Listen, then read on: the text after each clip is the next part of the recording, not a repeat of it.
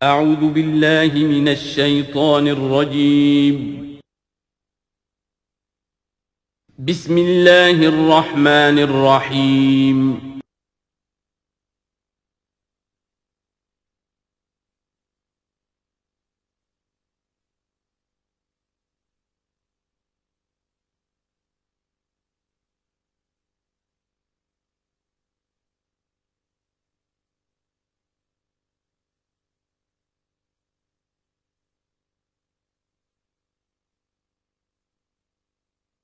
نحمده ونصلي على رسوله الكريم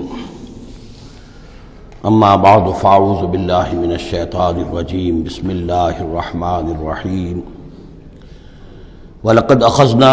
آل فرعون بالسنين ونقص من الثمرات لعلهم يذكرون صدق اللہ العظیم۔ آگے بڑھنے سے پہلے دو باتوں کی وضاحت ہو جائے۔ ایک تو تصحیح کرنی ہے مجھے اس بات کی کہ حضرت موسیٰ علیہ السلام جب نبوت سے سرفراز ہو کر مصر واپس آئے ہیں تو اس وقت جو بادشاہ تھا فرعون، وہ اصل میں اس بادشاہ کا بیٹا تھا جس بادشاہ کے زمانے میں کہ یہ بچے کی حیثیت سے دریائے نیل سے باہر نکالے گئے تھے اور جس کی گود میں گویا کہ پلے تھے۔ وہ فرعون بھی ابھی زندہ تھا، بوڑھا ہو چکا تھا، لیکن اس کے حضرت موسیٰ علیہ السلام کے محل میں آنے تک تو کوئی اولاد نہیں ہوئی تھی۔ بعد میں اسے بھی اللہ نے ایک بیٹا دیا اور اب وہ بیٹا جوان تھا، اور وہ بیٹا جو ہے حضرت موسیٰ علیہ السلام کے ساتھ محل میں پلا بڑھا تھا، بالکل ایسے جیسے بھائی ہوتے ہیں۔ تو اس کے دل میں بھی محبت بہت تھی، گویا کہ حضرت موسیٰ کی حیثیت بڑے بھائی کی تھی، اور اس فرعون کی جس کو اب اس باپ نے تخت سے دستبردار ہو کر اپنا زندہ ہونے کے باوجود سارے امور سلطنت جو ہے تفویض کر دیے تھے اپنے اس بیٹے کو، اس کے دل میں بھی محبت تھی اور اس نے بھی قتل کرنے سے گریز کیا۔ دوسری بات جو آخری آیت تھی 15ویں رکوع کی، یہ ہمارے لیے خاص طور پر لمحہ فکریہ ہے مسلمانان پاکستان کے لیے، کہ ہم نے بھی تحریک پاکستان جو چلائی تو ہندوؤں کے غلبے کے خوف سے کہ اگر ہندوستان ایک وحدت کی حیثیت سے آزاد ہوا اور جو جدید دنیا کا جمہوری اصول ہے ون مین ون ووٹ، تو ہندو جو ہے اتنے غالب ہو جائیں گے کہ ہمیں دبا لیں گے، ہمیں ایکسپلائٹ کریں گے، ہماری تہذیب، تمدن، دین، مذہب، عقیدہ، زبان، ہر چیز کو برباد کریں گے۔ تو اللہ تعالیٰ نے ہمیں اس تحریک پاکستان میں جو بھی ہم نے کوشش کی اس میں کامیابی دی، اور بالکل یہی الفاظ وَيَسْتَخْلِفَكُمْ فِي الْأَرْضِ، اور تمہیں زمین میں طاقت عطا کرے، قوت عطا کرے، حکومت عطا کرے، فَيَنْظُرَ كَيْفَ تَعْمَلُونَ، پھر وہ دیکھے گا تم کرتے کیا ہو، تمہاری روش کیا رہتی ہے، تم پھر کیا طرز عمل اختیار کرتے ہو، تم واقعتاً اللہ کے بندے بنتے ہو اور اللہ ہی کی حکومت قائم کرتے ہو، یا یہ ہلدی کی گانٹھ جو تمہیں مل جائے تو اس کو لے کر تم پنساری بن کر بیٹھ رہتے ہو اور اپنی حکومت اور اپنی مرضی اور اپنی خواہشات کے مطابق وہ نظام وہاں کا چلاتے ہو۔ وَلَقَدْ أَخَذْنَا آلَ فِرْعَوْنَ، اور وہی قانون جو کہ سورہ انعام میں بھی آیا تھا، سورہ اعراف میں بھی، جب حضرت موسیٰ علیہ السلام آل فرعون کی طرف آئے تو اب یہ جو رد و قدح وہاں شروع ہوئی، تو اس دوران میں اللہ تعالیٰ نے قوم فرعون کے اوپر بہت سے چھوٹے چھوٹے عذاب بھیجنے شروع کیے تاکہ وہ ہوش میں آئیں، جاگیں۔ وَلَقَدْ أَخَذْنَا آلَ فِرْعَوْنَ، اور ہم نے پکڑا فرعون والوں کو، بِالسِّنِينَ، بار بار قحط آ رہے ہیں، وَنَقْصٍ مِّنَ الثَّمَرَاتِ، اور فصلوں کی تباہی سے، لعلہم یذکرون، شاید کہ وہ نصیحت پکڑے۔ فَإِذَا جَاءَتْهُمُ الْحَسَنَةُ، جب بھی کبھی درمیان میں حالات بہتر ہو جاتے تھے، اچھی صورتحال ہوتی تھی، قالوا لنا هذه، وہ کہتے تھے یہ تو ہمارے لیے ہے ہی، ہماری محنت کا، ہماری پلاننگ کا، ہماری مساعی کا، ہماری جدوجہد کا ثمرہ ہے۔ وَإِن تُصِبْهُمْ سَيِّئَةٌ، اور جب انہیں کوئی تکلیف آتی تھی، یطیروا بموسیٰ ومن معہ، تو اسے سمجھتے تھے کہ یہ موسیٰ اور اس کے ساتھیوں کی نحوست کی وجہ سے ہے۔ الا انما طائرہم عند اللہ، آگاہ ہو جاؤ کہ ان کی نحوست، ان کی شوبی قسمت جو ہے وہ اللہ کے ہاتھ میں ہے۔ ولکن اکثرہم لا یعلمون، لیکن ان کی اکثریت علم نہیں رکھتی، سمجھتے نہیں۔ وقالوا مہما تأتنا بہ من آیۃ لتسحرنا بہا، اور وہ کہتے تھے بہت ہی چیلنجنگ انداز میں کہ اے موسیٰ، یہ تم اپنے جادو کے زور سے ہمارے اوپر جو جو چیزیں لا رہے ہو، جو مصیبتیں لا رہے ہو تاکہ تم ہم پر جادو کرو، فما نحن لک بمؤمنین، تو اس کے باوجود ہم ثابت قدم ہیں، صابر ہیں، ہم اپنے عقائد پر، اپنے نظام پر جمے ہوئے ہیں، ہم آپ کی بات ماننے والے نہیں ہیں۔ فارسلنا علیہم الطوفان، پھر ہم نے ان پر زیادہ بڑی مصیبتیں بھیجی، طوفان وجرادہ اور ٹڈی دل جس سے کہ فصلیں چٹ ہو گئیں، القمل اور چچڑیاں، یہ قمل ہی سے ملتی جلتی شے جو ہے کھٹمل ہے ہماری، یہ جو انسان کے لیے پسو اور جس طریقے سے کہ اس کے خون کو چوستی ہیں، والضفادع اور میںڈک، اس کثرت سے میںڈک ہو گئے کہ جو برتن اٹھاؤ اس کے اندر سے میںڈک برآمد ہو رہا ہے، اور ظاہر بات ہے کہ پھر اس سے گھن آتی ہے، ہانڈی میں سے میںڈک پھلک کر نکل رہا ہے۔ والدمع اور خون کی بارش، آیات مفصلات، یہ ہم نے نشانیاں بھیجی وقفے وقفے سے، ساری ایک دم نہیں، ایک مرتبہ ایک نشانی ہے پھر دوسری نشانی ہے۔ فاستکبروا وکانوا قوما مجرمین، اس کے باوجود وہ استکبار پر اڑے رہے اور وہ بڑی ہی اڑیل قوم تھے، مجرم قوم تھے۔ ولما وقع علیہم الرجس، اور جب ان پر وہ مصیبت آ جاتی تھی، یعنی یہ کہ ہوتے ہوتے اب ان کی جو اکڑ فونی ہے اس میں کم سے کم یہ کمزوری واقع ہو گئی، یہ نرمی واقع ہو گئی جو آگے آ رہی ہے۔ ولما وقع علیہم الرجس، جب ان پر وہ عذاب آتا تھا، قالوا یا موسیٰ، تو وہ حضرت موسیٰ سے کہتے تھے، ادع لنا ربک بما عہد عندک، اپنے رب کو پکارو، دعا کرو جو تمہارا اس سے قول و قرار ہے، تمہارا عہد ہے اس کے ساتھ، تاکہ وہ ہمیں اس مصیبت سے نجات دے۔ لئن کشفت عنا الرجس، اگر اس نے ہم سے اس عذاب کو ہٹا دیا، کھول دیا، لنؤمنن لک، ہم تمہاری بات مان لیں گے۔ یہ ایمان کے ساتھ جب لام آتا ہے تو اس کے معنی وہ ایمان ایک عقیدے والا ایمان نہیں ہوتا، مان لیں گے، تمہاری بات مان لیں گے۔ ایک ہے ایمان بے کے ساتھ، آمنت باللہ و ملائکتہ و کتبہ، تو با کے ساتھ جب آتا ہے پورے وثوق کے ساتھ، یقین کے ساتھ، گہرے اعتماد کے ساتھ، اور ایک ہے کسی کی بات سرسری طور پر مان لینا، تو وہ پھر ایمان لام کے ساتھ ہوتا ہے۔ لنؤمنن لک، ہم آپ کی بات مان لیں گے، وَلَنُرْسِلَنَّ مَعَكَ بنی اسرائیل، اور آپ کے ساتھ ہم بنی اسرائیل کو اس ملک سے جانے دیں گے۔ اصل میں وہ کیوں نہیں جانے دینا چاہتے تھے؟ اس لیے کہ ان کے لیے وہ بڑی ہی چیپ لیبر تھی، ان کے غلاموں کی حیثیت تھی، اور بڑے بڑے بھاری کام ان سے کرواتے تھے۔ احرام مصر کی تعمیر میں نہ معلوم کتنے اسرائیلیوں کی ہڈیاں جو ہے وہ دفن ہیں، بڑی بڑی چٹانیں جو ہیں وہ جب اوپر کھینچی جاتی تھی، اگر کوئی گرتی تھی تو ان کے 20 نہیں سینکڑوں جو ہے اس کے اندر پس جاتے تھے۔ تو ظاہر بات ہے کہ وہ چیپ لیبر جو انہیں ملی ہوئی تھی اس کو چھوڑنے کے لیے آسانی سے وہ تیار نہیں تھے، اس حوالے سے انہیں یہ شاخ گزر رہا تھا، ورنہ ظاہر بات ہے وہ بھی جانتے تھے کہ یہ ہمارے اس ملک کے رہنے والے نہیں ہیں، کہ ابتدا میں ان کے لیے وہاں بڑی آؤ بھگت رہی، بڑے عیش رہے، وہ پیرزادوں کی طرح ان کا احترام کیا گیا، انہیں بہترین زمینیں دی گئیں۔ جوشن کا علاقہ کہلاتا ہے جو نیل کا ڈیلٹا ہے، جو سب سے زیادہ زرخیز علاقہ ہے، وہ ان کو دیا گیا، وہاں یہ لوگ جو زمیندار بنے۔ لیکن اس کے بعد جب وہ نیشنلسٹ ریولوشن آیا تو بات ساری جو ہے وہ الٹی ہو گئی، تو فرمایا کہ ہم بھیج دیں گے آپ کے ساتھ بنی اسرائیل کو۔ فلما کشفنا عنہم الرجس، لیکن جب ہم ان سے وہ مصیبت کو دور کر دیتے تھے، الی اجل ہم بالغوہ، ایک مدت تک کے لیے کہ جس تک وہ پہنچ جائیں، لیکن ظاہر بات ہے کہ ہر ایک چیز کے لیے ایک مدت ہے، اس کے اندر ہی وہ بات ختم ہوتی ہے۔ اذا ہم ینکثون، تو پھر وہ اپنے عہد سے پھر جاتے تھے، اپنا وہ وعدہ جو تھا وہ اس کو توڑ دیتے تھے۔ فانتقمنا منہم، اب now cutting a long story short, بس ہم نے ان سے انتقام لیا۔ فاغرقناہم فی الیم، اور ہم نے انہیں سمندر میں غرق کر دیا، بانہم کذبوا بآیاتنا، اس لیے کہ انہوں نے ہماری آیات کو جھٹلایا، وکانوا عنہا غافلین، اور یقیناً وہ ہماری ان آیات سے تغافل برتتے رہے۔ وَأَوْرَثْنَا الْقَوْمَ الَّذِينَ كَانُوا يُسْتَضْعَفُونَ مَشَارِقَ الْأَرْضِ وَمَغَارِبَهَا الَّتِي بَارَكْنَا فِيهَا، اور وارث بنا دیا ہم نے اس زمین کے مشرق و مغرب کا جس کو کہ ہم نے بابرکت بنایا ہے۔ یہاں میں مشارق الارض آ کر ذرا بات کے سمجھنے میں مشکل ہو جاتی ہے، یہ خاص ایک ترتیب ہے ردم کے حوالے سے۔ مراد یہ ہے کہ اس زمین کا وارث بنا دیا جس زمین کو ہم نے بابرکت بنایا ہے، اس کے مشرق اور مغرب پر قبضہ دلا دیا اس قوم کو کہ جس کو دبا لیا گیا تھا۔ یہ زمین فلسطین ہے، ارض فلسطین، اس لیے کہ قرآن مجید میں بھی ہے الذی بارکنا حولہ، سبحان الذی اسری بعبدہ لیلا من المسجد الحرام الى المسجد الاقصی الذی بارکنا حولہ لنریہ من آیاتنا۔ تو یہ سرزمین فلسطین جو ہے یہ اس اعتبار سے بھی مبارک ہے کہ سینکڑوں انبیاء یہاں رہے اور دفن ہوئے، حضرت ابراہیم علیہ السلام کے بعد سے لے کر، اور یہ کہ نہ معلوم کتنے طویل عرصے تک یہ انبیاء کا مدفن بھی رہا اور ان کا مسکن بھی رہا۔ پھر یہ کہ بڑی زرخیز علاقہ بھی ہے۔ تو ہم نے اس قوم کو کانوا یستضعفون، جو دبا لیے گئے تھے، مصر میں جو دبے ہوئے تھے، پسے ہوئے تھے، ان کو وارث بنا دیا اس زمین کے مشرق اور مغرب کا، مشارق الارض و مغاربها التی بارکنا فیہا، جس میں ہم نے برکتیں رکھی ہیں۔ وتمت کلمۃ ربک الحسنی علی بنی اسرائیل، اور تیرے رب کی اچھی بات، اچھا وعدہ بنی اسرائیل کے حق میں پورا ہو گیا، بما صبروا، جو صبر انہوں نے کیا۔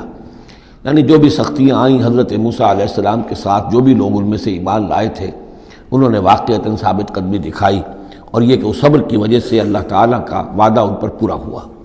وَدَمَّرْنَا مَا كَانَ يَصْنَعُ فِرْعَوْنُ وَقَوْمُهُ، اور ہم نے تباہ و برباد کر دیا جو کچھ کے بنایا تھا فرعون نے اور اس کی قوم نے، وَمَا كَانُوا يَعْرِشُونَ، اور جو وہ اونچے اونچے کرتے تھے، محل بناتے تھے یا کچھ اور اونچی اونچی ٹٹیاں چڑھاتے تھے اپنے انگوروں کی بیلوں کے لیے، ان سب کو ہم نے جو ہے ختم کر کے رکھ دیا۔ اب یہ جو تھا ان کا سفر مصر سے، اور جو یہ صحرائے سینا تک آئے، اس کا تذکرہ جو ہے کئی مرتبہ اس سے پہلے مدنی صورتوں میں بھی آ چکا ہے، لیکن اب کچھ واقعات وہ بیان ہو رہے ہیں کہ جو اس ایکسوڈس کے بعد، اسے ایکسوڈس کہتے ہیں، کتاب الخروج، یعنی یہ جو باب ہے اولڈ ٹیسٹمنٹ کا، ایکسوڈس، نکلنا، مصر سے نکلنا، اس کے حالات۔ وَجَاوَزْنَا بِبَنِي إِسْرَائِيلَ الْبَحْرَ، اور پار اتار دیا ہم نے بنی اسرائیل کو سمندر کے یا دریا کے، فَأَتَوْا عَلَىٰ قَوْمٍ، تو ان کا گزر ہوا، پہنچے وہ ایک ایسی قوم پر، يَعْكُفُونَ عَلَىٰ أَصْنَامٍ لَهُمْ، جو اعتکاف کرتے تھے اپنے اپنے بتوں کا۔ یہ لفظ ذرا یہاں پر نوٹ کیجئے، اعتکاف کرنا۔ اصل میں جو فلسفہ ہے بت پرستی کا، جسے کہ آج کے دور میں ڈاکٹر رادھا کرشنن، جو ایک زمانے میں ہندوستان کے صدر بھی رہے ہیں، بہت بڑے فلسفی تھے، بلکہ ایک دور میں یوں سمجھیے کہ دنیا میں دو ہی فلسفیوں کا ڈنکا بج رہا تھا، ایک فلسفی مذہبی قسم کا اور وہ ڈاکٹر رادھا کرشنن تھے، اور ایک فلسفی ملحد قسم کا، وہ برٹرن رسل تھا، اور یہ دونوں تقریباً ایک ہی عمر کے ہم عمر، اور دونوں ہی 90 سے اوپر ہو کر فوت ہوئے ہیں۔ تو ڈاکٹر رادھا کرشنن نے ہندوستان کے فلسفے کو گویا کہ زندہ کر دیا اپنی تصنیفات کے ذریعے سے۔ اس نے بت پرستی کا جو فلسفہ بیان کیا وہ یہ کہ ہم یہ نہیں سمجھتے کہ ان بتوں میں کچھ ہے، یہ تو اصل میں بت تو ہم کسی ڈیٹی، کوئی بھی دیوی یا دیوتا کے نام پر مناتے ہیں، اس کے دھیان کرنے کے لیے۔ کنسنٹریشن نہیں ہو سکتی، خوگرے پیکرے محسوس ہے انسان کی نظر۔ انسان جو ہے مراقبہ کرتا ہے، اگر آپ جو مراقبہ کرنا چاہتے ہیں، اللہ کے ساتھ دھیان لگانا چاہتے ہیں، کیسے لگائیں؟ لیکن اگر کسی تصویر کو سامنے رکھ لیں تو پھر توجہ کو مرکوز کرنا آسان ہو جائے گا۔ یہ ہے ان کا فلسفہ بت پرستی کا۔ تو اعتکاف اسی کو کہتے ہیں کہ سال میں یہ 10 دن آدمی نکال لے کہ اپنی توجہات کو ہر چیز سے، دنیاوی معاملات سے، ان سے ہٹا کر اور اللہ تعالیٰ کی ذات پر وہ مرکوز کرے، ذکر پر، توجہ پر اور دعا پر، مناجات پر، یہ اعتکاف ہے۔ تو انہوں نے بت اپنے بنائے ہوئے تھے اور ان بتوں کا اعتکاف کرتے تھے۔ قالوا یا موسیٰ اجعل لنا الہا کما لہم آلہہ، انہوں نے کہا کہ اے موسیٰ ہمارے لیے بھی کوئی الہ بنا دو، معبود بنا دو، کوئی ایسی نشانی ہو جس کو کہ ہم ذریعہ بنائیں، اس کے اوپر اعتکاف کریں، گیان دھیان کا مرکز اس کو بنا لیں۔ قال انکم قوم تجہلون،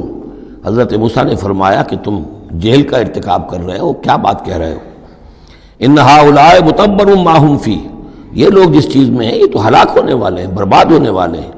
وباطل ما كانوا يعملون، اور جو کچھ یہ کر رہے ہیں وہ سب باطل ہے، اس کی کوئی حقیقت نہیں ہے۔ قال غیر اللہ ابغیکم الہا، حضرت موسیٰ نے فرمایا کہ کیا میں اللہ کے سوا تمہارے لیے کوئی الہ تلاش کروں؟ وہو فضلکم علی العالمین، اور اس نے تو تمہیں فضیلت دی ہے تمام جہان والوں پر۔ وَإِذْ أَنْجَيْنَاكُمْ مِنْ آلِ فِرْعَوْنَ، اور ذرا یاد کرو جب کہ ہم نے تمہیں نجات دی آل فرعون سے۔ یسومونکم سوء العذاب، یہ الفاظ جو کہ تم سورہ بقرہ میں بھی آئے ہیں اور اس کے بعد بھی آئے ہیں۔ یسومونکم سوء العذاب، وہ تمہیں مبتلا کیے ہوئے تھے بدترین عذاب میں۔ یقتلون ابناءکم ویستحیون نساءکم، وہ قتل کر ڈالتے تھے تمہارے بیٹوں کو اور زندہ رکھتے تھے تمہاری بیٹیوں کو۔ وفی ذالکم بلاء من ربکم عظیم، اور یقیناً اس میں تمہاری رب کی طرف سے بہت بڑی آزمائش تھی۔ ووعدنا موسیٰ 30 لیلۃ، اور ہم نے بلایا موسیٰ کو 30 راتوں کے لیے، عام طور پر دن رات، لیکن یہ کہ عربی میں جو محاورہ ہے وہ رات ہی کا ذکر کرتے ہیں۔ 30 راتوں کے لیے، واتممناھا بعشر، روایات سے معلوم ہوتا ہے کہ اولین جو تھی طلبی وہ 30 رات کے لیے ہوئی تھی، لیکن اس میں جو چلہ تھا جو حضرت موسیٰ علیہ السلام کو کاٹنا تھا، اس میں روزہ بھی تھا مسلسل 30 دن کا، تو اس میں یہ ہے کہ کسی وقت ان سے ضبط نہیں ہو سکا اور مسواک کر لی تھی، وہ جو روزے کی وجہ سے منہ کے اندر ایک طرح کی بو پیدا ہو جاتی ہے، اس کو برداشت نہ کر سکے، تو اس کی پاداش میں، اب یہ روایات ہیں، میں نہیں کہہ سکتا کہ کس حد تک ان میں صحت ہے۔ فَأَتْمَمْنَاهَا بِعَشْرٍ، تو مکمل کر دیا ہم نے اس مدت کو 10 دن سے، اور فَتَمَّ مِيقَاتُ رَبِّهِ 40 لَيْلَةً، تو وقت مدت پوری ہو گئی اس کے رب کی، یعنی 40 راتیں۔ یہیں سے ہمارے ہاں تصوف میں اہل صوفیہ نے 40 کا یہ چلہ کشی، 40 دن 40 رات کا چلہ کاٹنا، یہ جو ہے نکالا ہے۔ وقال موسیٰ لأخیہ ہارون، اور کہا موسیٰ نے اپنے بھائی ہارون سے علیہ السلام، اخلفنی فی قومی، آپ میری نیابت کیجئے میری قوم میں جا رہا ہوں، مجھے اللہ تعالیٰ نے طلب فرمایا کوہ طور پر، واصلح، اور دیکھیے اصلاح کرتے رہیے، ولا تتبع سبیل المفسدین، اور فساد مچانے والوں کے راستے کی پیروی نہ کیجیے گا۔ ولما جاء موسیٰ لمیقاتنا، اور جب موسیٰ پہنچے ہمارے وقت مقرر پر، وکلمہ ربہ، اور ان سے کلام کیا ان کے رب نے، قال رب ارنی انظر الیک، انہوں نے درخواست کی پروردگار مجھے اپنا دیدار عطا فرما، مجھے دکھا کہ میں تجھے دیکھوں۔ قال لن ترانی، اللہ نے فرمایا تم مجھے ہرگز نہیں دیکھ سکتے، ولکن انظر الی الجبل، لیکن ذرا اس پہاڑ کو دیکھو، فإن استقر مکانہ، اگر وہ اپنی جگہ پر کھڑا رہ جائے، برداشت کر جائے ہماری تجلی کو، فسوف ترانی، تو تم بھی سوچنا کہ شاید ہمیں دیکھ سکو۔ فلما تجلی ربہ للجبل، جب اللہ نے اپنی تجلی ڈالی پہاڑ پر، اب یہ جلی کہتے ہیں روشن چیز کو، جلی شے روشن، تجلی یہ باب تفاعل ہے، کسی شے کا خود روشن ہو جانا، تو اللہ تعالیٰ کی یہ ذات کی تجلی ہے کہ جو پہاڑ پر ڈالی گئی، جعلہ دکن، جس سے کہ وہ پہاڑ جو ہے وہ بالکل ریزہ ریزہ ہو گیا۔ وخر موسیٰ صاعقا، اور حضرت موسیٰ علیہ السلام بھی تجلی باری تعالیٰ کے اس بالواسطہ مشاہدے کے نتیجے میں بھی وہ بے ہوش ہو کر گر پڑے۔ فلما افاقا، جب انہیں افاقہ ہوا، ہوش میں آئے، قال سبحانک، اب انہوں نے کہا اے اللہ تو پاک ہے، تبت الیک، میں تیری جناب میں توبہ کرتا ہوں کہ میں نے جسارت کی تھی، میں نے جو ہے اپنی حیثیت سے بڑھ کر تجھ سے سوال کر لیا تھا۔ وانا اول المومنین، اور میں پہلا ہی ہوں ایمان لانے والا، بغیر دیکھے تجھے ماننے والا ہوں۔ قال یا موسیٰ انی اصطفیتک علی الناس برسالاتی، اللہ نے فرمایا موسیٰ میں نے تمہیں چن لیا ہے لوگوں پر، تمام انسانوں میں سے تمہیں چنا ہے، پسند کیا ہے اپنے پیغام کے لیے، رسالات کے لیے، وبکلامی، اور اپنے کلام کے لیے، یہ خاص مقام ہے، امتیازی مقام ہے حضرت موسیٰ کا۔ کلم اللہ موسیٰ تکلیما، فخذ ما آتیتک وکن من الشاکرین، تو لے لو جو میں تمہیں دے رہا ہوں اور بن جانا شکر کرنے والوں میں، یعنی یہ الواح جو ہیں جو ہم دے رہے ہیں ان میں احکام لکھے ہوئے ہیں، یہ تم لے لو اور ان کا حق ادا کرو۔ وَكَتَبْنَا لَهُ فِي الْأَلْوَاحِ، اور ہم نے لکھ دیا اس کے لیے تختیوں پر، وہ پتھر کی تختیاں، مِن كُلِّ شَيْءٍ مَوْعِظَةً، ہر طرح کی نصیحت، وَتَفْصِيلًا لِكُلِّ شَيْءٍ، اور ہر طرح کے احکام کی تفصیل،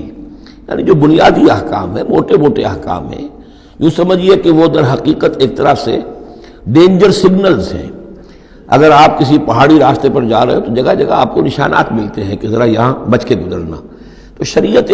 خداوندی جو ہے وہ بھی در حقیقت انسانی تمدن کا جو پیچیدہ سفر ہے اس میں ڈینجر کوشنز ہیں، ڈینجر سگنلز ہیں، یہاں اس سے ذرا دور رہنا، اس سے ذرا ہٹ کر رہنا، اس کے اندر اندر آدمی جو ہے وہ اپنی محنت کرے، کوشش کرے، جدوجہد کرے، مباحات کے دائرے کے اندر جو بھی اس کا ہے چوائس اس کو اختیار کر لے، لیکن جو محرمات ہیں وہ حدود ہیں، تلک حدود اللہ فلا تقربوها، تو شریعت کی جو آسمانی شریعت ہے اصل بنیاد یہی ہے کہ زندگی کے ہر گوشے سے متعلق چند موٹے موٹے احکام دے دیے، اس کے اندر جو ہے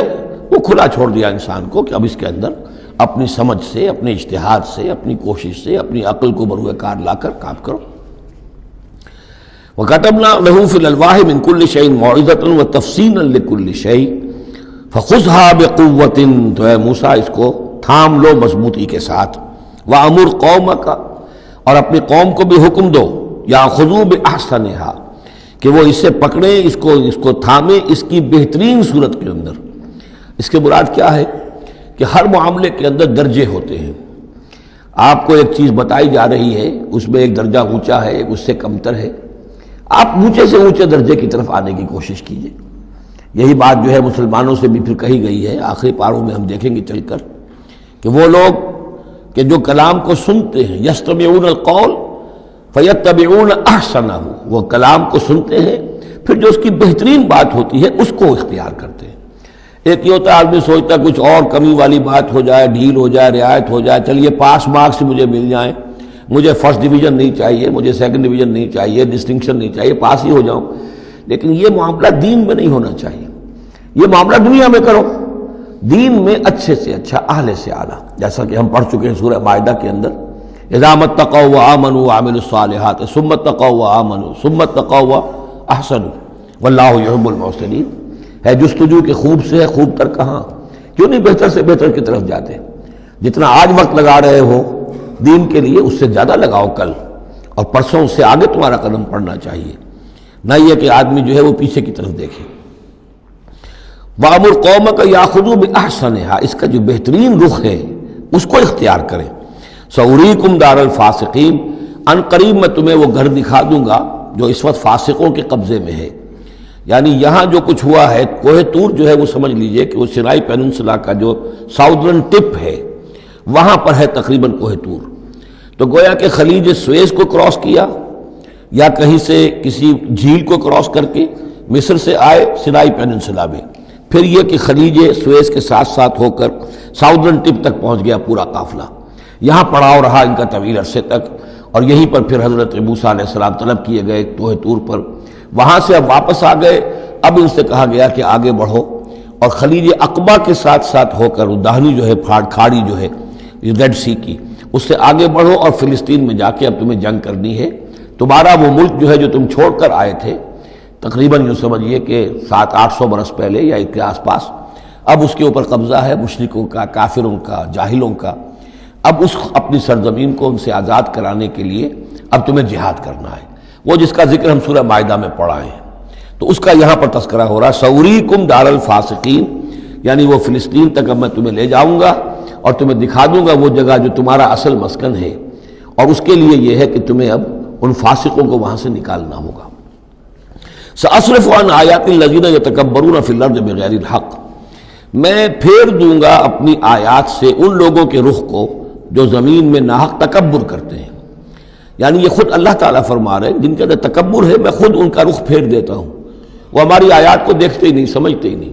اس لیے کہ تکبر ہے۔ تکبر وہ شے ہے جو اللہ کو سب سے زیادہ ناپسند ہے۔ فرمایا گیا ہے ایک حدیث میں، حدیث قدسی میں، الکبر ردائی، تکبر میری چادر ہے۔ تو اگر کوئی اور تکبر کرتا ہے تو گویا کہ میری چادر میرے شانے سے وہ گھسیٹ رہا ہے، تو اس کے خلاف میرا اعلان جنگ ہے۔ ایک اور حدیث میں فرمایا لن يدخل الجنہ من کان فی قلبہ مثقال حبۃ من کبر، جنت میں کبھی داخل نہیں ہو سکے گا وہ شخص جس کے دل میں دانے کے برابر بھی تکبر ہے۔ تکبر سب سے بڑا روگ ہے۔ تو جن لوگوں کے اندر تکبر ہے ہم ان کا رخ پھیر دیتے ہیں اپنی آیات سے، ہم انہیں اس کا اہل نہیں سمجھتے کہ وہ ہماری آیات کو سمجھیں اور دیکھیں۔ وَإِن يَرَوْا كُلَّ آیَةٍ لَا يُؤْمِنُوا بِهَا، اور اگر وہ سرسری طور پر دیکھ بھی لیں، ساری نشانیاں دیکھ لیں، تب بھی وہ ایمان لانے والے نہیں ہیں۔ وَإِن يَرَوْا سَبِيلَ الرُّشْدِ لَا يَتَّخِذُوهُ سَبِيلًا، اور اگر وہ دیکھ بھی لیں کامیابی کا اور سعادت کا اور ہدایت کا راستہ، تب بھی اس راستے کو اختیار نہیں کریں گے۔ وَإِن يَرَوْا سَبِيلَ الْغَيِّ يَتَّخِذُوهُ سَبِيلًا، اور جب بھی ان کے سامنے آئے گا کجی کا راستہ، ٹیڑھ کا راستہ، گمراہی کا راستہ، اسے وہ اختیار کریں گے۔ یعنی یہ ساری چیزیں ان کی کس وجہ سے ہیں کہ ان کے دلوں میں تکبر ہے۔ ذالک بانہم کذبوا بآیاتنا، یہ اس لیے کہ انہوں نے ہماری آیات کو جھٹلایا اپنے تکبر کی بنیاد پر، وکانوا عنہا غافلین، اور اس سے تغافل برتتے رہے۔ والذین کذبوا بآیاتنا ولقاء الآخرۃ، اور جو لوگ بھی جھٹلائیں گے ہماری آیات کو اور آخرت کی ملاقات کو حبطت اعمالہ، ان کے سارے اعمال حبط ہو جائیں گے۔ اپنی جگہ وہ بڑی نیکیاں کما رہے ہوں، جیسے کہ قریش مکہ تھے، ہم کعبے کی خادم ہیں، کعبے کی خدمت کر رہے ہیں، کعبے کو صاف رکھتے ہیں، حاجیوں کو دودھ پلاتے ہیں، پانی پلاتے ہیں، ان کے سارے عمل حقارت ہو جائیں گے۔ هل یجزون الا ما كانوا يعملون، اور ان کو نہیں دیا جائے گا بدلے میں مگر وہی کچھ جو وہ کرتے تھے۔ واتخذ قوم موسیٰ من بعدہ من حلیہم عجلا جسدا لہ خوار، اور بنا لیا موسیٰ کی قوم نے ان کے بعد۔ حضرت موسیٰ علیہ السلام جب چلے گئے کوہ طور پر تو پیچھے یہ ایک فتنہ اٹھا ہے، سامری، یہ سامری جو ہے اس نے فتنہ اٹھایا، اور جو کچھ ان لوگوں کے پاس، اسرائیلیوں کے پاس، جو ان قبطیوں کے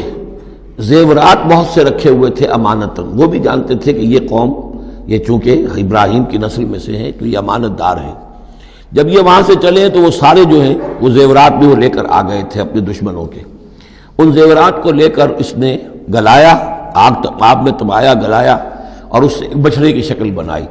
اور کچھ ایسی کاریگری رکھی کہ اس میں سے ہوا جب گزرتی تھی ایسے سوراخ رکھ دیے کہ اس میں سے ایسی آواز آتی تھی جیسے کہ بچھڑا جو ہے وہ بول رہا ہے، اور اس نے کہا یہ ہے تمہارا خدا۔ یہ موسیٰ تو بھول گیا،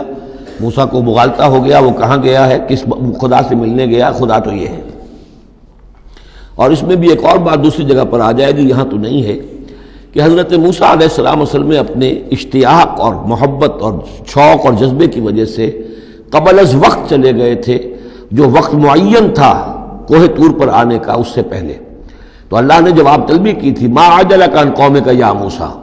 اے موسیٰ اپنی قوم کو چھوڑ کر پہلے کیسے آ گئے ہو؟ اور انہوں نے جواب دیا، اجلت الیک رب لترضیٰ، پروردگار میں جلدی آیا تاکہ تو راضی ہو جائے،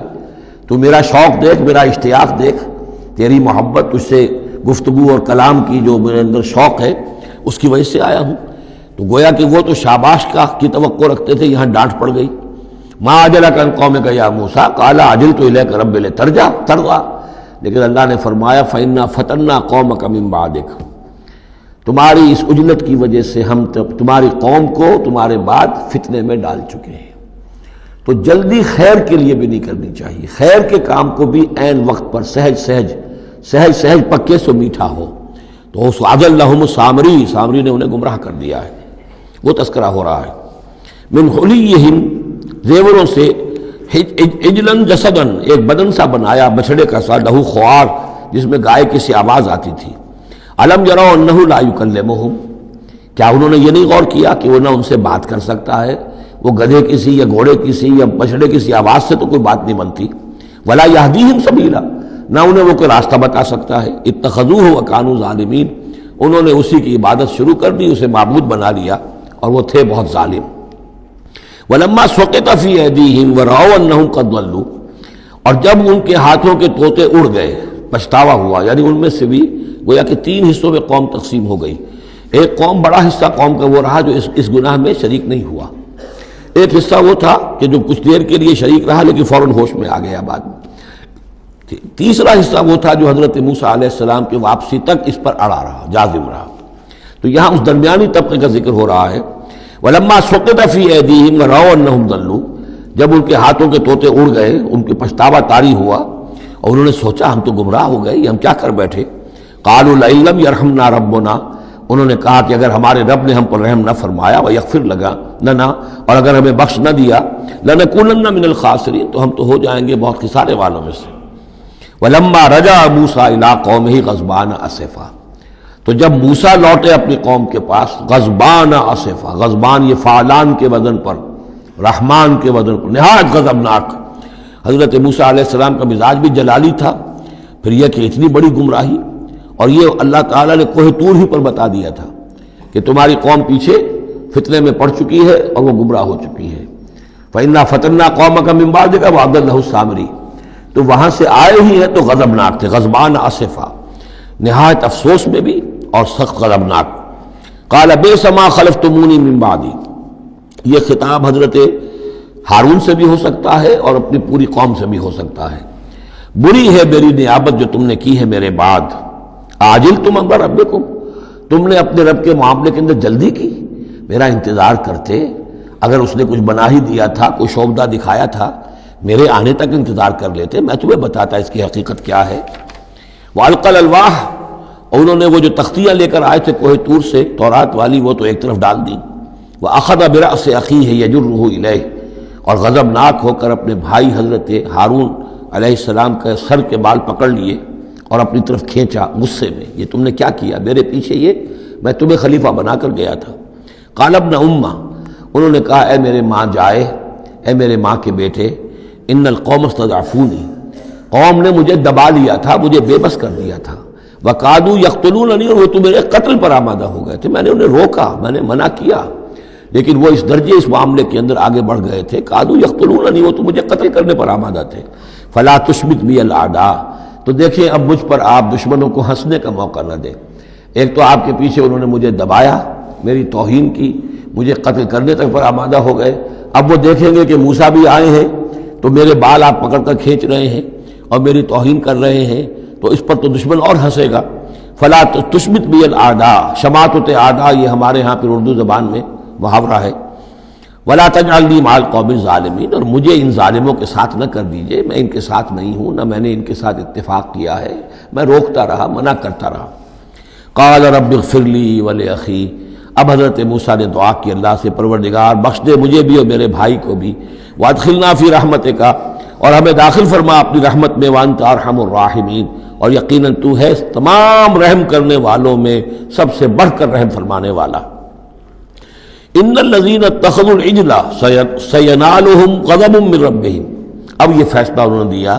یقیناً جن لوگوں نے اس بچڑے کو اپنا معبود بنایا، ان قریب ان پر آئے گا غضب ان کے رب کی طرف سے. گویا کہ قتل مرتد کی سزا جس کا ذکر ہم سورہ بقرہ میں پڑھ چکے ہیں. وَذِلَّةٌ فِي الْحَيَاةِ الدُّنْيَا، دنیا میں ذلت بھی آئے گی. وَكَذَلِكَ نَجْزِي الْمُفْتَرِينَ، اور اسی طریقے سے بہتان باندھنے والوں کو، جھوٹ گھڑنے والوں کو ہم جزا دیتے ہیں. وَالَّذِينَ عَمِلُوا السَّيِّئَاتِ ثُمَّ تَابُوا مِن بَعْدِهَا وَآمَنُوا، البتہ جن لوگوں نے کچھ دیر کے لیے یہ غلط کام کیا تھا لیکن پھر وہ توبہ کر لی انہوں نے، من بعدہا اس کے بعد، وآمنوا اور ایمان لے آئے، ان ربک من بعدہا لغفور الرحیم، تو یقیناً اس کے بعد آپ کا رب جو ہے غفور الرحیم ہے. جن سے عارضی طور پر یہ بات ہو گئی تھی پھر انہوں نے توبہ کر لی، ان کے لیے تو مغفرت ہے، اللہ تعالیٰ معاف فرمائے گا، غفور الرحیم ہے. البتہ جو اب تک اس پر اڑے رہے ہیں ان کے لیے یہ حد جاری کی جائے گی. یہ بالکل ایسے ہی جیسے سورہ مائدہ میں ہم نے پڑھا ہے محاربے والی آیت میں، کہ اگر کوئی ڈاکو ہیں، راہزن ہیں، کوئی ملک کے اندر فساد مچا رہے ہیں، تو اگر اس سے پہلے کہ تم ان پر قابو پاؤ اگر وہ توبہ کر لیں تو پھر ان کے لیے معاملہ اور ہوگا، پھر ان کے ساتھ نرمی بھی ہو سکتی ہے، معاف بھی کیا جا سکتا ہے. لیکن اگر قابو پا لو تو پھر ان کی سزا بہت سخت ہے، لیکن قابو پانے سے پہلے توبہ کر لیں تو ان کے لیے نرمی. اسی طرح یہاں معاملہ ہے. وَلَمَّا سَكَتَ عَنْ مُوسَى الْغَضَبُ، جب موسیٰ کا غصہ کو ٹھنڈا پڑا، أَخَذَ الْأَلْوَاحَ، اب انہوں نے وہ تختیاں اٹھائیں. وفی نسختها هدى ورحمۃ للذین هم لربهم یرہبون، اور اس کی تحریر میں لکھا ہوئی تھی رحمت، ہدایت بھی اور رحمت بھی ان لوگوں کے حق میں جو اپنے رب سے ڈرتے ہیں، اپنے رب کا تقوی اور خوف رکھتے ہیں. واختار موسیٰ قومہ 70 رجلا لمیقاتنا، اب ایک تو سزا دے دی گئی، ایک تو پرج ہو گئی، اور یہودی جو ہیں جنہوں نے کہ آخری وقت تک اس کے اوپر قائم رہے انہیں قتل کر دیا گیا. اب اس کے بعد ایک اجتماعی توبہ کے لیے حضرت موسیٰ علیہ السلام نے اپنی قوم کے 70 سرکردہ افراد کو لیا، واختارا چن لیا. اختارا موسیٰ قومہ 70 رجلا لمیقاتنا، اللہ تعالیٰ ہی نے طلب فرمایا ہے، ہمارے وقت مقررہ کے لیے چن لیے موسیٰ نے اپنی قوم میں سے 70 سرکردہ افراد. فلما اخذتهم الرجفۃ، جب وہ آئے ہیں کوہ طور پر یا اس کے قریب تو ان کے اوپر کپ کپ کی طاری ہو گئی یا زلزلے نے آ پکڑا، یعنی وہ ایک سخت ترین جو ہے ان کے لیے پھر خوفناک صورت پیدا کر دی گئی. قال رب، حضرت موسیٰ نے عرض کیا پروردگار،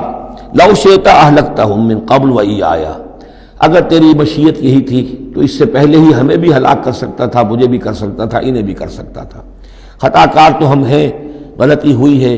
لیکن بہرحال ہم نے اتنا بڑا کفارہ بھی دے دیا ہے، اپنی قوم کے اتنے لوگوں کو اپنے ہاتھوں ذبح بھی کیا ہے. لیکن یہ کہ اگر ہلاک ہی کرنا تھا جو اس وقت شکل ہو رہی ہے تو پہلے قدم پر بھی تو ہلاک کر سکتا تھا. لو شئت اہلکتہم من قبل وایایا، اگر تو چاہتا تو ہلاک کر دیتا ان سب کو بھی اور مجھے بھی. اتہلکنا بما فعل السفہاء منا، کیا تم ہمیں ہلاک کر دے گا ہمارے کچھ بے وقوف لوگوں کی حرکت کی وجہ سے؟ ہمارے ہاں کچھ بے وقوف تھے جنہوں نے حرکت کی تھی اور ان کی وجہ سے کیا پوری قوم کو ہلاک کر دے گا؟ ان ہی الا فتنتک، نہیں یہ تیری طرف سے ایک آزمائش ہے۔ تضل بہا من تشاء، تو گمراہ کرتا ہے اس کے ذریعے سے جس کو چاہتا ہے، وتہدی من تشاء، اور ہدایت دیتا ہے جس کو چاہتا ہے۔ انت ولینا، تو ہمارا ولی ہے، ہمارا ساتھی ہے، پشت پناہ ہے، مولا ہے۔ فاغفر لنا، پس ہمیں بخش دے، ہماری گناہ کو معاف فرما، ورحمنا، ہم پر رحم فرما، وانت خیر الغافرین، اور یقیناً تمام بخشنے والوں میں تو سب سے بہتر بخشنے والا ہے۔ واکتب لنا فی ہذہ الدنیا حسنہ وفی الآخرہ، ہمارے لیے اس دنیا کی زندگی میں بھی حسنہ لکھ دے، طے کر دے۔ اب دیکھیے یہ دعا کر رہے ہیں حضرت موسیٰ اپنی قوم کے لیے، بنی اسرائیل کے لیے، واکتب لنا فی ہذہ الدنیا حسنۃ وفی الآخرہ، وہی الفاظ ربنا آتنا فی الدنیا حسنۃ وفی الآخرۃ حسنۃ وقنا عذاب النار۔ تو لکھ دے، طے کر دے کہ ہمارے لیے دنیا میں بھی حسنہ ہو، آخرت میں بھی۔ انا ہدنا الیک، ہم تیری جناب میں توبہ کرتے ہیں، رجوع کرتے ہیں، جو خطا ہو گئی ہے اس کا اعتراف کرتے ہوئے معافی چاہتے ہیں۔ قال عذابی اصیب بہ من اشاء، اللہ نے فرمایا جہاں تک میرے عذاب کا تعلق ہے وہ تو اس میں تو میں مبتلا کروں گا جس کو چاہوں گا۔ ورحمتی وسعت کل شیء، تم رحمت کا سوال کر رہے ہو تو ایک رحمت تو میری وہ ہے جو ہر شے کے شامل حال ہے، ہر شے کا وجود میری رحمت سے ہے، اس کا بقا میری رحمت سے ہے، اس کا تسلسل میری رحمت سے ہے۔ ایک تو رحمت عامہ ہے جو تمام مخلوقات کو شامل ہے، تمام مخلوقات جو ہے اس میں سے حصہ پا رہی ہیں۔ ورحمتی وسعت کل شیء فساکتبھا، اب یہاں مراد ہے خاص رحمت جس کے لیے تم کہہ رہے ہو، وہ رحمت تو میں لکھ دوں گا ان لوگوں کے لیے۔ اب یہ بہت اہم مقام یہاں آ رہا ہے، وہ اپنی رحمت میں خاص کر دوں گا، لکھ دوں گا، للذین یتقون، جو تقوی کی روش اختیار کریں، ویؤتون الزکاۃ، اور زکوٰۃ دیتے رہیں، والذین ہم بآیاتنا یؤمنون، اور جو لوگ ہماری آیات پر ایمان پختہ رکھیں، الذین یتبعون الرسول النبی الامی الذی یجدونہ مکتوبا عندہم فی التوراۃ والانجیل، جو اتباع کریں گے ہمارے امی نبی کی، جس کا کو رسول بنا کر بھیجا جائے گا، رسول نبی امی کا اتباع کریں گے، جسے وہ پائیں گے، الذی یجدونہ، جسے پائیں گے لکھا ہوا، مکتوباً عندہم، ان کے پاس، اپنے پاس، فی التوراۃ والانجیل، کہ وہ ان کے پاس اس کی پیشن گوئیاں، اس کے حالات، اس کی علامات تورات اور انجیل دونوں میں ہوں گی۔ تو جو لوگ ان کا اتباع کریں گے، نبی امی محمد الرسول اللہ صلی اللہ علیہ وسلم امیین میں سے اٹھائے گئے، اور آپ واقعتاً اس قوم میں سے تھے جس کے پاس کوئی کتاب نہیں تھی، کوئی شریعت نہیں تھی، ویسے بھی آپ نے دنیاوی اعتبار سے کوئی تعلیم حاصل نہیں کی، دنیاوی معیار کے اعتبار سے لکھنا پڑھنا آپ نہیں جانتے تھے، تو امی تھے۔ تو رسول نبی الامی، جو پیروی کریں گے میرے اس رسول کی جو نبی امی ہوگا، جسے یہ پائیں گے، الذی یجدونہ مکتوبا، لکھا ہوا، جس کی علامات اور جس کی پیشن گوئیاں، عندہم فی التوراۃ والانجیل، ان کے پاس تورات اور انجیل دونوں میں، یامرہم بالمعروف، وہ انہیں نیکی کے حکم دے گا، وینہاہم عن المنکر، اور تمام بدیوں سے روکے گا، ویحل لہم الطیبات، اور ان کے لیے تمام حلال چیزیں، پاک چیزیں حلال کر دے گا۔ یعنی جو ہم پڑھ چکے ہیں، کچھ چیزیں تھیں کہ جو بنی اسرائیل پر ان کی شرارتوں کی وجہ سے بھی حرام کر دی گئی تھی، یہ تمام بندشیں اٹھا دے گا، تمام پاکیزہ چیزوں کو ان کے لیے حلال کرے گا۔ وَيُحَرِّمُ عَلَيْهِمُ الْخَبَائِثَ، اور جتنی خبیث ناپاک چیزیں ہیں انہیں حرام قرار دے گا۔ وَيَضَعُ عَنْهُمْ إِصْرَهُمْ وَالْأَغْلَالَ الَّتِي كَانَتْ عَلَيْهِمْ، اور ان سے اتار دے گا، دور کر دے گا، انہیں نجات دے گا ان کے بوجھوں سے اور ان کی ان توقوں سے کہ جو ان کے اوپر پڑے ہوئے ہوں گے۔ یعنی مختلف رسوم اور رواج، ان کے توق جو لوگ باندھ لیتے ہیں اپنے گلوں کے اندر، چاؤ چاؤ میں کچھ لوگ دولت والے جو ہیں وہ نئی نئی رسمیں ایجاد کرتے ہیں، نئے نئے تہوار ایجاد کرتے ہیں، نئی نئی جو ہے اور تقریبات کا چرچا ہو جاتا ہے۔ غریبوں کے لیے پھر ان کو پورا کرنا پڑتا ہے، شادی بیاہ کی یہ تقریبات ہیں۔ اب جن کے پاس حرام کی دولت کے انبار جمع ہیں، ان کے لیے تو اپنی دولت مندی کے اظہار کا موقع ہے، کیسے پتہ چلے گا ہم دولت مند ہیں؟ اسی طریقے سے جیسے کہ ہندوؤں کے ہاں بنیے کی دولت یا لگتی تھی مکان پر یا بیاہ شادی پر، باقی کھانا پینا ان کے ہاں نہیں تھا، نہ اچھا پہننا، نہ اچھا کھانا، نہ اچھا پینا، لیکن مکان بنائیں گے تو عالیشان، اور دوسرے یہ کہ شادی کریں گے تو پھر ٹھاٹ کے ساتھ۔ یہی ہمارے ہاں بھی معاملے چلے آ رہے ہیں، وہ ہندوانہ پس منظر ہے اور اس میں رسومات ہیں۔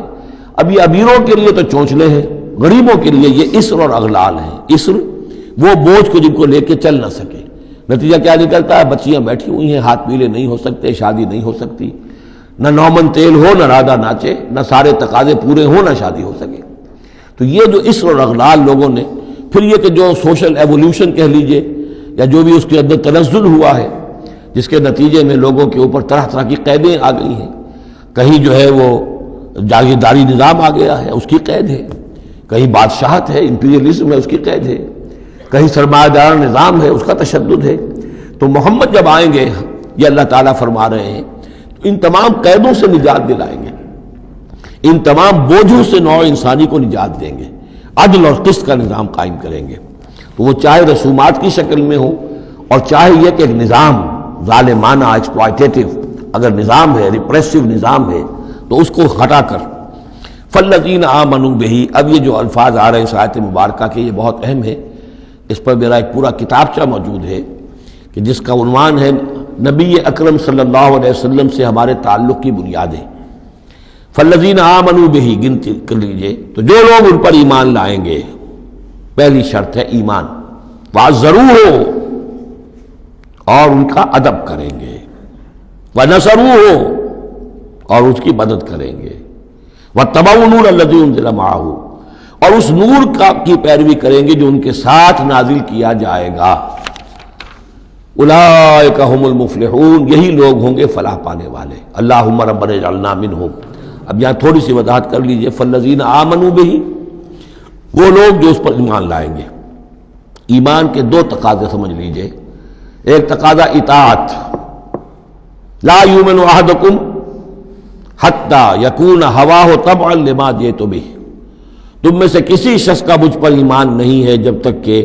اس کی خواہش نفس تابع نہ ہو جائے اس کے جو میں لے کر آیا ہوں، جو احکام میں لے کر آیا ہوں۔ تم اگر جب ایمان رکھتے ہو کہ میں اللہ کی طرف سے لے کر آیا ہوں تو تمہیں حکم ماننا ہے۔ لا یؤمن احدکم حتی یکون ہواہ طبعا لما جئت بہ۔ دوسرا تقاضا، لا یؤمن احدکم حتی اکون احب الیہ من والدہ وولدہ والناس اجمعین، تم میں سے کوئی شخص مومن نہیں ہو سکتا جب تک کہ میں اسے محبوب تر نہ ہو جاؤں، اپنے باپ سے بھی، بیٹے سے بھی، تمام انسانوں سے۔ تو ایک غائب درجے میں اتباع اور اطاعت، اور دوسرے غائب درجے میں محبت محمد رسول اللہ صلی اللہ علیہ وسلم کی، یہ ایمان کے تقاضے ہیں۔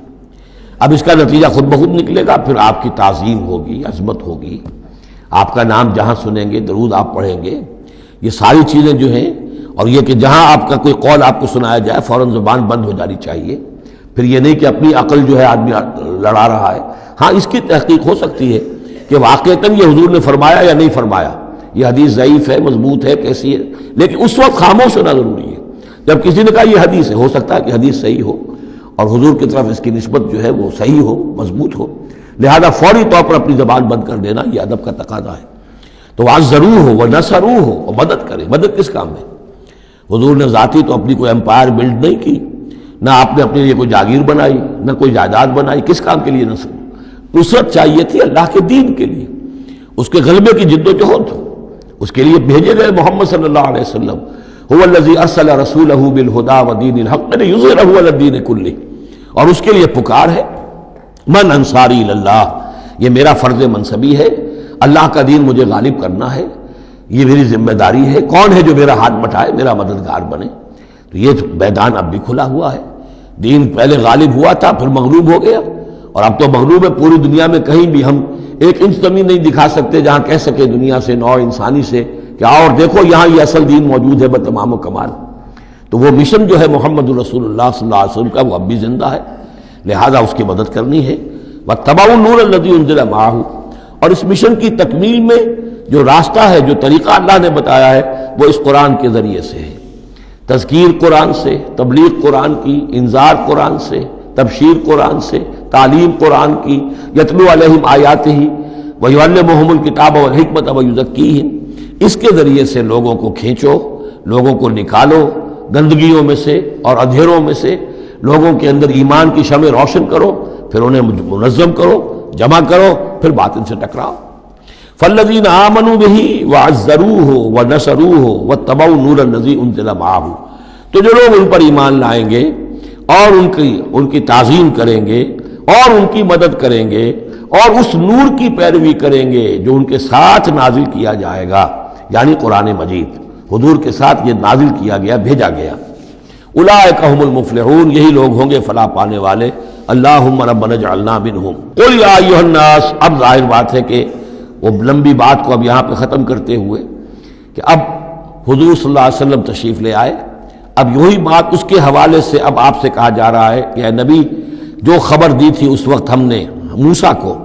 اور جو ہم نے کہہ دیا تھا کہ جو رحمت ہے ہماری خصوصی وہ انہی لوگوں کے لیے ہوگی تم میں سے کہ جو محمد عربی صلی اللہ علیہ وسلم پر ایمان لے آئیں گے، تو اب کہہ دیجئے ڈنکے کی چوٹ، قل یا ایھا الناس، کہہ دیجئے اے لوگو۔ اور یہ پھر بہت نوٹ کرنے کے قابل ہے کہ ہم نے اب تک جتنے رسولوں کا تذکرہ سنا ہے، پڑھا ہے سورہ اعراف میں، وہ یا قوم یا قوم یا قوم، اے میری قوم کے لوگوں۔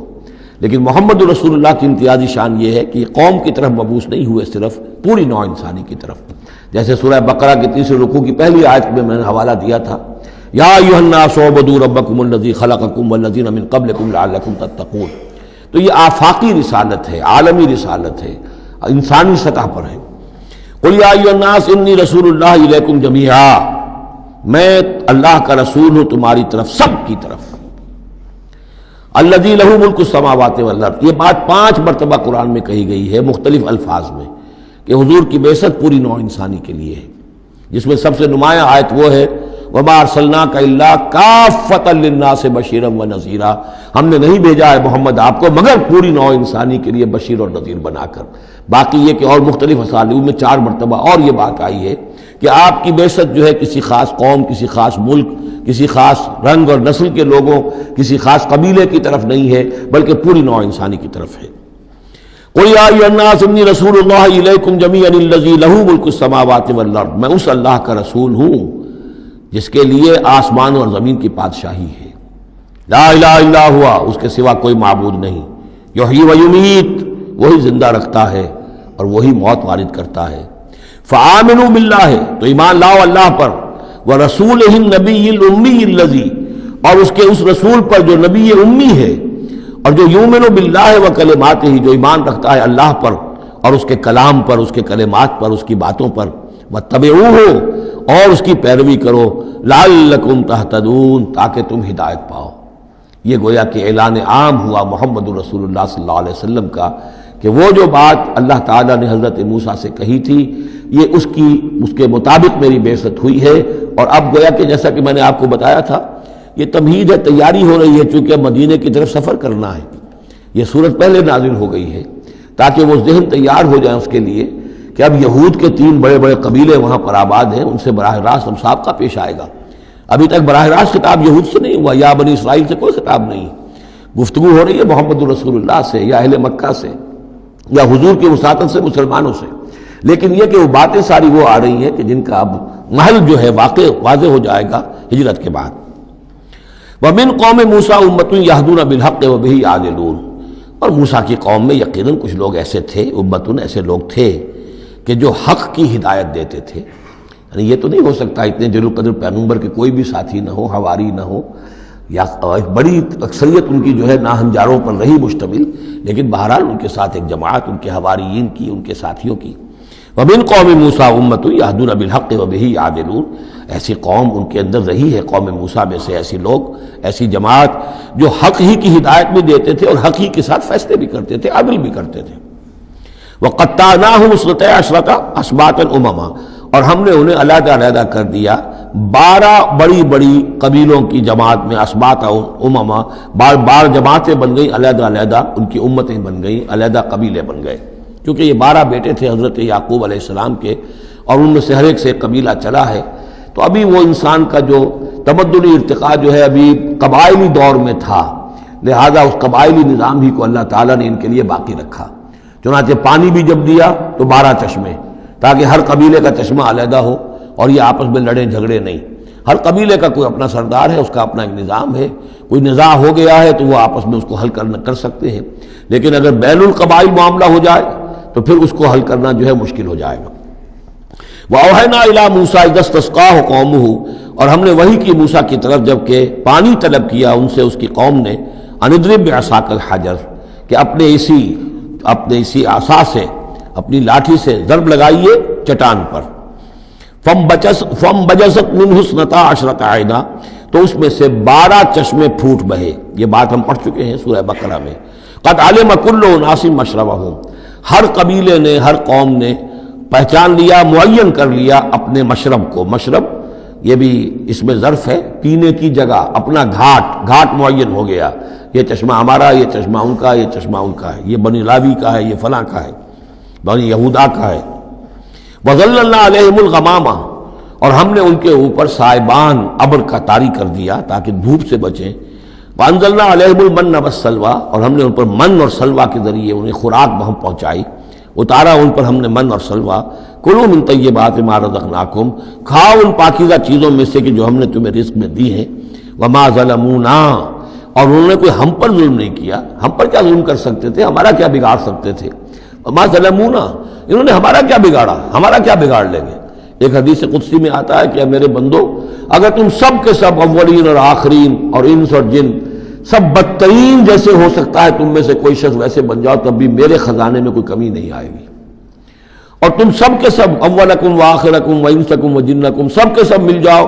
اور بہترین میرے مطیع بن جاؤ، میرے بندگی کرنے والے بن جاؤ، میرے خزانے میں کوئی اضافہ نہیں ہوگا، میں تو غنی ہوں.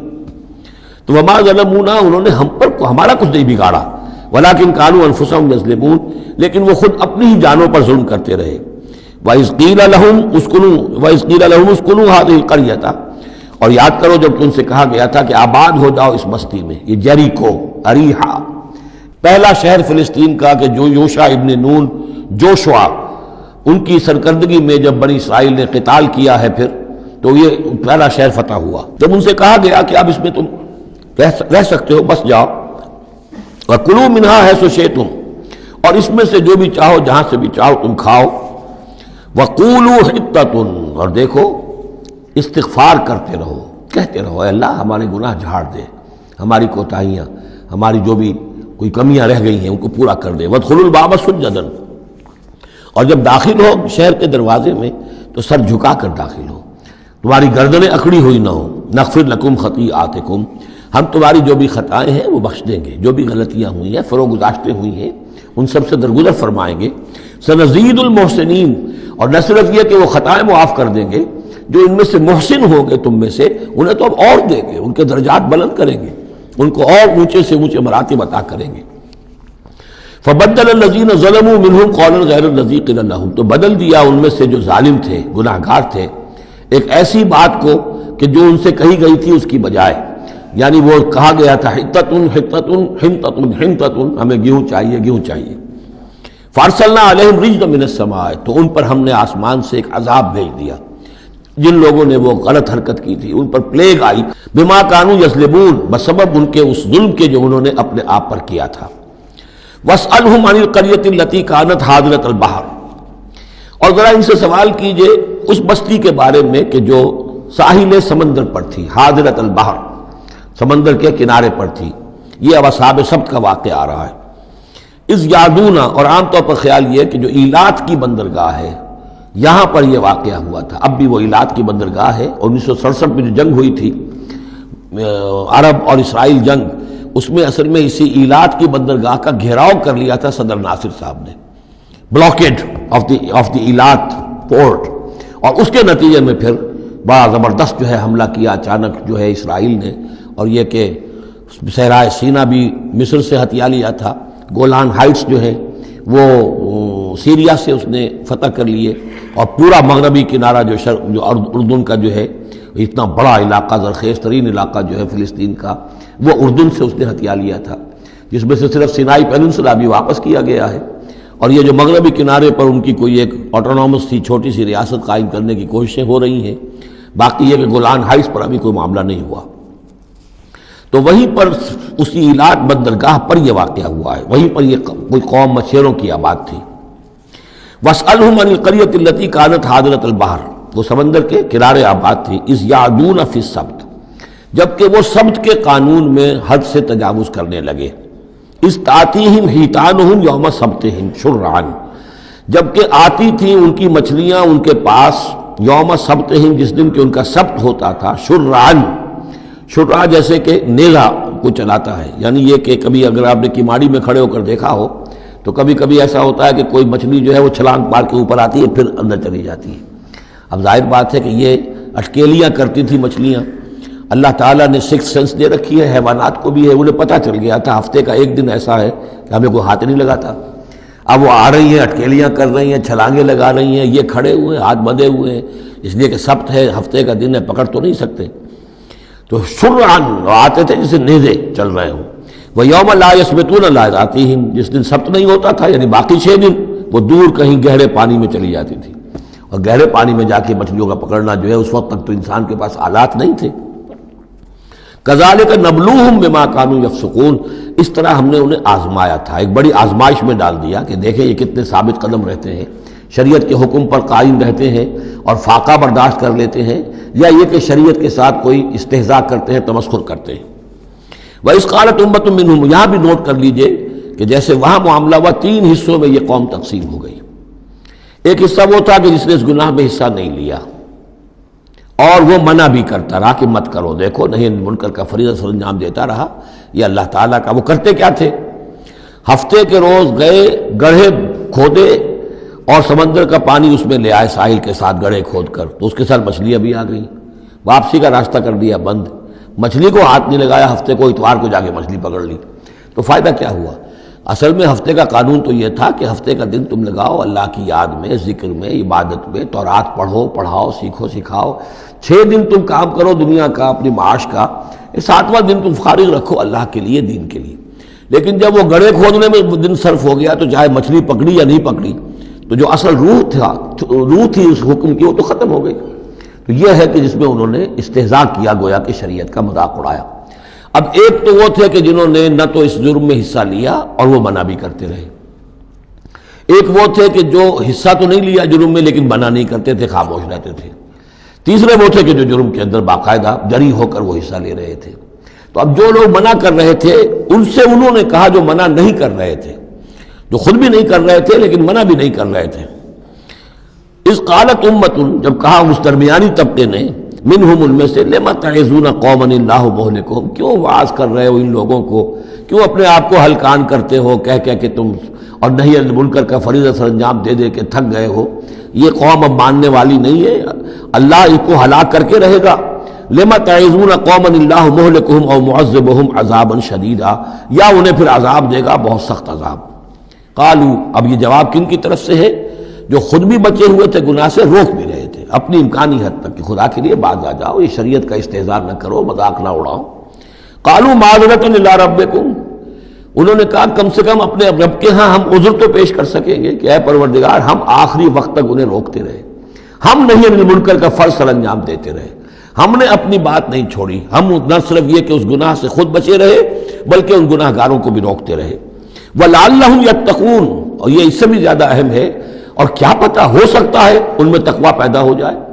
کیسے آپ کہہ سکتے کسی ایک بندے کی سمجھ میں آ جائے، کوئی ایک شخص تائب ہو جائے؟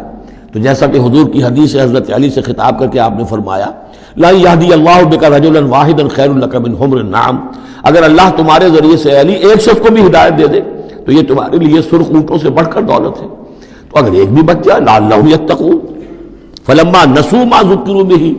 تو پھر جب انہوں نے نظر انداز کر دیا اس نصیحت کو جو انہیں کی جا رہی تھی، یعنی لگے رہے اپنے اس جرم کے اندر، انجینا الذین ینہون عن السوء، ہم نے بچا لیا ان کو جو کہ بدی سے روکتے تھے، عذاب سے بچے ہیں صرف وہ جو بدی سے روکتے تھے۔ وَأَخَذْنَا الَّذِينَ ظَلَمُوا بِعَذَابٍ بَئِيسٍ بِمَا كَانُوا يَفْسُقُونَ، اور پکڑ لیا ہم نے ان کو کہ جو اس ظلم میں، گناہ میں اور شریعت کا استہزاء کرنے میں کہ جو مجرم تھے، ان کو ایک بہت ہی برے عذاب میں پکڑا، ان کی اس ناہنجاری کی وجہ سے، سرکشی کی وجہ سے، نافرمانی کی وجہ سے۔ فَلَمَّا عَتَوْا عَمَّا نُهُوا عَنْهُ، جب وہ بڑھ گئے، چڑھ گئے،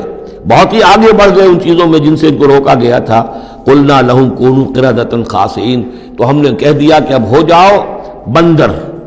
ذلیل بندروں کی شکل میں ان کی صورتیں جو ہیں وہ تبدیل کر دی گئی۔